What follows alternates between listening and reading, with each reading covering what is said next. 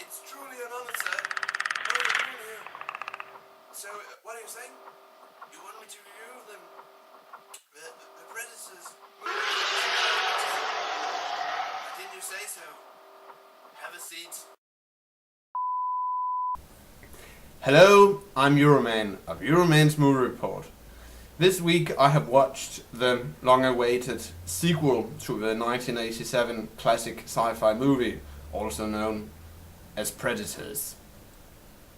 The original movie which I'm referring to is the 1987 classic Predator, starring Arnold Schwarzenegger and a lot of other folks who have been in many other Arnold movies like Commando. And they play this U.S.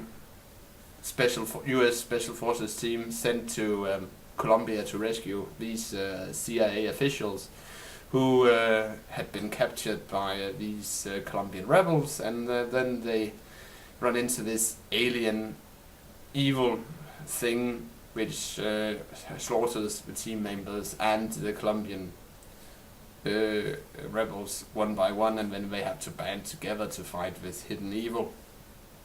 And in the meantime, before this movie came out this year, we have had of course the Alien vs Predator films and a couple of other Alien films, and but we haven't had a decent Predator movie for a long time, since 1987. And then finally the script which Robert Rodriguez wrote according to IMDb a couple of years ago was greenlighted by Fox, since as IMDb's claims, because of the success of Avatar. And when the film was released this week, and I, of course, being a sci-fi nerd fan, watched it. And I must say, I was impressed. It didn't have the budget of Avatar, and of course, Predators and Avatar appeal to two different type of audience, because, as we all know, Avatar is a bit for the girly men, while Predators is a movie for real men, real guys. And anyway, the movie, of course, like the original from 1987, deals with with a special ops team. No, I wouldn't say a special ops team. It deals with a team of killers, because the movie starts with Adrian Brody's character, Royce, falling from the heavens. He's asleep, but he wakes up, and then he looks down on himself, and he has this device on his chest, which he presses, and it releases a parachute. And he falls to the ground, down to this jungle area, and he's a bit confused, but he's a professional soldier, a mercenary, so he adapts. And then he runs into these other characters, a female soldier, an IDF, Israeli Defense Force sniper, and of course Machete, who has been in almost all of Robert Rodriguez's films.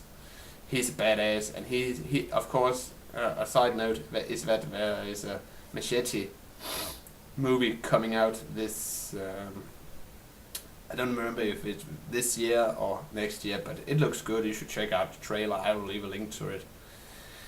And then there's, of course, I don't remember his real name, but the guy who played Shane in the police drama The Shield, who is a convict who was supposed to be executed in California, if I remember correctly. And then there's this Yakuza, Japanese mafia assassin, and then there of course there's Topper Grace, who is a bit malplaced because he's not a killer, he's a doctor, and he's not used to this kind of environment. And then there's this big Russian, I don't know his name, but the guy who plays the Russian was the guy who played one of the two psychotic Eastern European killers in the 1999 film 15 Minutes. And then there's this African militiaman, and that's the guys which we see and girl which we see in the movie, the first part of the movie, and then they are not used to working together. They are very individualistic, but they quickly realize that they have to band together to save themselves.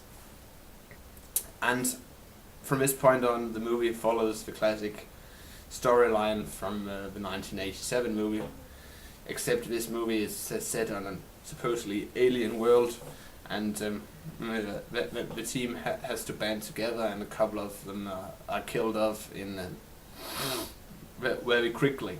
But unlike the special forces types of the 1987 movie, these, you can see that that the movie has changed, that the world has changed, because these people are adaptable. They adapt to the situation that they are in and make the best of it to save themselves. And they fight the predators in a lot of classic scenes and ways, and some of them are even killed off. But what the 1987 movie had, it had a lot of cliches and classic catchphrases, like when Arnold says, "Get to the chopper!" And this movie didn't contain those types of cliche catchphrase scenes, so that was a bit... I liked that. But anyway, it was a good movie. And of course there's Lawrence Fishburne playing this weirdo ranger type who we are told have been on the planet for 7 or 10 seasons, but we aren't told how long a season is, if it's a Earth year, but it probably is, because he didn't look that old, and he did a good job. We of course liked the Arnold cameo, but the movie was good without it. So Arnold Schwarzenegger cameo, of course, which we had been promised, but it didn't make. Arnold couldn't make it, as we're told on IMDb. But and the movie itself is of course directed by Nimrod Antal, a Hungarian who hasn't done many movies here in America.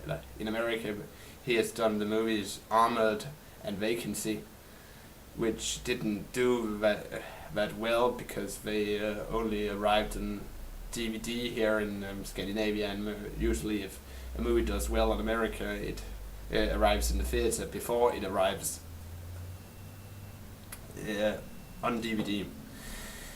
But again, this was a good movie, and it's not for the faint-of-hearted, because like in the original, you see spines being ripped out and people's heads being chopped off, and it contains gore. So, and I would say it's not a movie to take a girl on the first date to see, only if she likes movies like Predator.